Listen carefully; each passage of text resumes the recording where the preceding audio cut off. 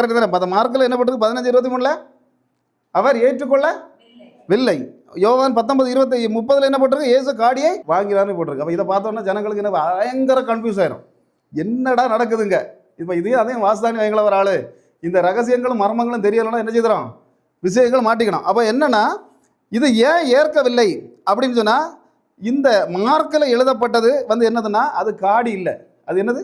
வெள்ளை போலம் கலந்த திராட்சை ரசம். அல்லேலூயா. அது எப்போ கொடுக்கப்பட்டது அப்படின்னா இயேசு கிறிஸ்து சிலுவையில் அறையப்படுவதற்கு முன்பாக கொடுக்கப்பட்டது, கொண்டு கொடுத்தாங்க. அப்போ பாருங்க, இது என்ன விஷயம் அப்படின்னா இது போதை வரும். ஒன்று, நம்பர் 1. ரெண்டாவது, வலி என்ன செய்யாது? தெரியாது. அப்போ அறையப்படுறவங்களுக்கு வலி தெரியாமல் இருக்கிறதுக்கு அதை கொடுத்தாங்கன்னா அவங்க என்ன செய்வாங்க? அசால்ட்டாக கையை நீட்டி கொடுத்து, இல்லைனா என்ன செய்வாங்க?